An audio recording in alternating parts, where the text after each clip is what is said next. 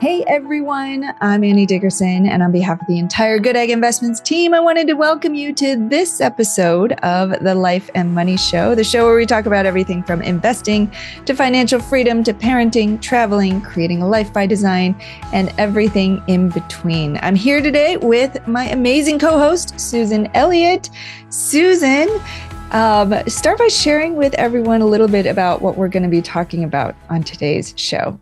Yeah, today was great. We actually get a chance to talk to Lesley Batson from Rebel Rock Wealth. And she has built a sort of wealth strategy, wealth management group for advising, for coaching, for all things, because she saw this need for looking at things holistically. So she went to the wealth advisors and they said, here is what you do with investing. And that's such a small piece of the entire wealth puzzle that she said, wait a minute, there's room to create something that can help more people here. So we got to talk to her and about her new mentorship program. So today's episode is fantastic in that we're going to kind of zoom out for what is holistic wealth approach. Why do we need to look at wealth in all these different buckets to be able to grow in the ways we want to be able to get to the life that we're trying to live in the end, right? Or along the way for the most part. And then we also dive down deep into why actually that's a little bit more important for women to take these steps to understand their whole wealth approach, because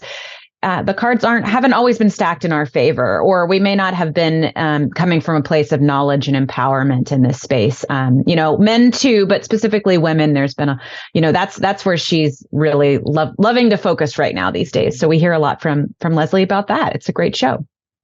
Yeah, absolutely. And I can say that I've been in that situation as a woman, that, for a long time, I thought investing was, my husband takes care of that piece and he kind of takes the lead on that. And I kind of just sign on the dotted line when we're purchasing a property or whatnot. I was that person. And, I've certainly come a long way since then, a few wake up calls along the way, which maybe we'll get into, but it's important for anybody, and women especially, because there's many life situations and vulnerable situations that can impact women more. And so a lot of what we're going to be talking about with Lesley, if you're a woman listening to this show, you're definitely going to want to stick around for it. But first, before we dive in, for anybody looking to build wealth or even just get a sense of the financial picture of where you are and where you want to go, how to reach your financial goals, how to retire early, anything along those lines, you're going to need a community around you. A sounding board, so to speak. And Lesley's going to talk about her community a little bit later in the show. But we invite all of you to join our community, the Goodegg Investor Club. Whether you're new to investing or you're a seasoned investor, this community will give you a place to join with like-minded individuals to get access to our investment opportunities, our team, to get your questions answered, to see if investing passively in real estate is right for you and your goals. So to join, just go to goodegginvestments.com/invest. All right.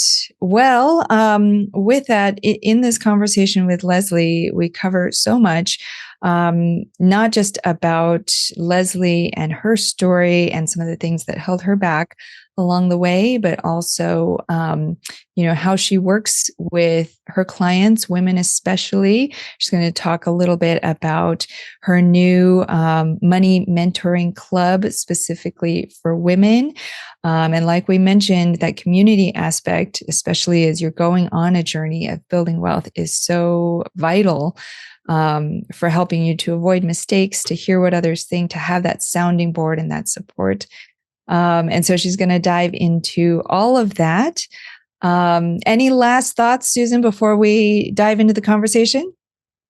No, there's a lot of great nuggets in here that I think everyone can benefit from. So. And definitely listen to the end, because she shares that great hack. And not only that, she shares some amazing ways that she's helping to make the world a better place. So you won't want to miss that. Very inspiring. Yeah. Here we go. Here's our conversation with Lesley Batson. Lesley, welcome back to the show. How are you? I'm doing great. Thank you so much for having me back, Annie. I love We're speaking to your thrilled to community. have you. Yeah, it's been a long time. I was just looking back. You were on the show way back on episode 80. We're nearing episode 200 now. So I understand that quite some time, well, a lot of stuff has happened since then. So we're thrilled to have you here so that you can fill us in on some of the latest findings through your work, especially with women and money. But first, for any of our audience members who may not be familiar with you and Rebel Rock Wealth, give us some of the highlights of who you are, your story, and how you came to build Rebel Rock Wealth. Sure. Okay, so the highlights. So I was an IT consultant, worked in IT for 20 years, was a higher income earner. I got a divorce, and that had me look at my finances, right? It was no longer about we. It was now, okay, it's back to me, single income. I don't have any kids. It's like, wow, this is a real eye opener. I really need to go get some advice, some financial advice. So I did what most people do. I went online, looked at some blogs, looked at some, experts, and I thought, I'm not really jiving with what they're telling me. Let me just go talk to an expert. So I found a financial advisor, paid them, a little hefty change for them really to just come back and show me in a nice glossy, presentation, basically everything that I saw online. And I thought, well, this is not aligning with me, right? I don't necessarily want to put all my money in the market and just kind of have other people babysit it. Let me go back to what I knew best, which was real estate investing. I had done that when I lived in Chicago previously, and I thought I'll just get back to that. And I started to listen to some podcasts to, improve my education, great podcasts like yours. I don't think it was there at the time, but learning just, different skills. And a guest had come on to talk about different strategies that you can use when it comes to real estate investing. And one of them was infinite banking. And that's when I had learned all about whole life insurance, really just more about life insurance in general. And so I kind of went down the rabbit hole of exploring that and got my own policies, and that was implementing it for myself, had other, friends and other colleagues who were interested in doing what I was doing. And I said, okay, I should get licensed. And so I did. And I started Rebel Rock Wealth really because I wanted people to understand that there were other ways to grow your wealth beyond just, like typical private wealth management or, typical financial advisor. And you really can have control over your finances as long as you have the education. So really with Rebel Rock Wealth, it's like really rooted in education. And then I will help you implement the strategies, if that's what you choose to do. I love that holistic kind of view of this is all these pieces. And then also you spoke about the mindset in the beginning too, when you were initially listing that. And I think that even more so, that's probably a foundational piece that's not acknowledged in wealth building at all. And I'd love to hear, a little bit more about kind of what you think is important about pulling out the mindset piece in this whole process. Yeah. I mean, I will ask people like, what is your experience with money? What was it like growing up? They may have grown up in a household, maybe like, their dad took care of all the bills and they just really never saw it. There was just always money available. When they wanted to go on a school trip, the money was there. When they wanted to, go away, the money was there. Like they never had to think about it. And then all of a sudden now they have to manage money and they've never had a conversation around money. It could be the opposite end. Like money was very scarce in their household. They were never able to afford to do much. And so they're very like hoardish, with their money. They're like afraid to do things. I like to have that discussion. I have this thing called the 6 major wealth destroyers. And one of them is like knowledge, mindset, belief. It's kind of rolled up into one. But that could be a major wealth destroyer, right? If you just kind of hoard your money, you don't want to ever do anything with it, it can't really grow and it's not going to keep up with inflation. So you're actually hurting your ability to grow wealth. But if you are like, hey, the next dollar will come around, it's like, it's okay. Like it's just going to magically fall from the trees. That's not very healthy either, right? Maybe you've put all this money in investing, but you really don't have any type of insurance put in place. And if you get sick or hurt, you're going to end up spending all that money that you made because you couldn't, you couldn't afford to pay like all the medical bills or whatever is the case, right?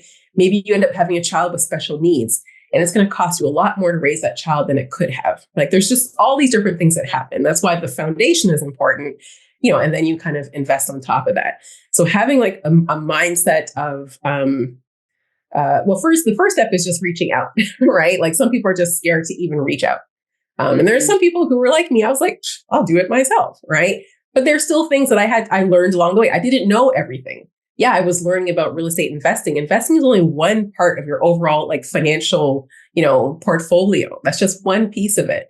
And you really want to make sure that you have like an overall view, a holistic view, and that you've taken care of each part of the puzzle. Mm-hmm. Mm-hmm. I love that. Mm-hmm. What is the bigger impact of having specifically women, especially, have more confidence and control? So getting past that foundational stage, working with you, getting a hold of their finances, what does that do for people, as you've seen with your clients and your groups? Yeah, well, there's something called I don't think I've coined this phrase, but the concept of a wealth gap, right? So with women, we often talk about the income gap, and income again is just one dimension of wealth, right? So yes, in general, women tend to earn less than men over time if they're doing the same job. But what about in the case of divorce, right? When there is a divorce that may happen, typically the woman will end up with, having the kids like either full custody or having them more of the time. That's a much greater cost. So if they're earning less and they have greater expenses, that could be a factor. Perhaps the woman had to, they could be married or single, whatever, but if she has to leave work to have the baby and it interrupts their career path, it could affect their ability to get promoted. As much as we'd like to say that the world is fair, it's not fair, okay? It can affect a woman's ability to move up, up the career ladder and therefore affect her income. It could be where a lot of us, again, I'm in that 50-year-old age range, we are kind of the sandwich generation. We have parents who are, in their 70s, 80s, could be older. And then we have kids. So we are in this sandwich generation where, again, we may have to end up sacrificing time at the office, or our production, our performance might be sacrificed because we're spending so much time being a caretaker of a parent or a grandparent and a caretaker of our kids. There's just all these different dimensions that affect women in different ways than they affect men in general, obviously speaking in generality. So when we think of all those different factors, the one thing we can never change and get back is time. So if all these things are happening over this like time horizon, when we get to the point when we're ready to, step away, we haven't had the ability to earn the same way and grow our money the same way. And so it's a conversation we need to have. What are the things that we can put in place now that can try to fill some of those gaps if our income gets interrupted, right? So we kind of have that discussion. We put some things in place there. But then also let's diversify our investments. Maybe we do still have some things in the market, but we do, other things like great opportunities like we have, with Goodegg and other places. So helping them to understand that there are other things. You don't have to just hand your money over to someone and let them take full control. And some people, that's what they want, right? I mean, maybe with their mindset, I'm not ready to work with them because they really are terrified. There's not much I can do about that. We certainly will have conversations. But some people, they just need someone else to take care of it. And that's okay. It doesn't mean that they still shouldn't have the education that I provide, because then they know if that person that they choose to work with, if they're, really putting their best interests first or not. Right. So yeah, probably a long answer, but yeah, I think with my process, we really want to make sure that that I understand exactly what you're looking to do. I want to understand where you are today and be honest. This is the one thing I could say probably for any financial professional out there, anyone working with people and with their money. Be open and honest about your money. Don't be embarrassed, right? Don't come to me and feel like you're going to be judged. You will not be judged. I've seen the full gamut, right? And help people out of deep holes. And I've helped people who are already, you'd think at the summit, and help them get even higher. But you have to be honest. You have to disclose where you are so I can best help you.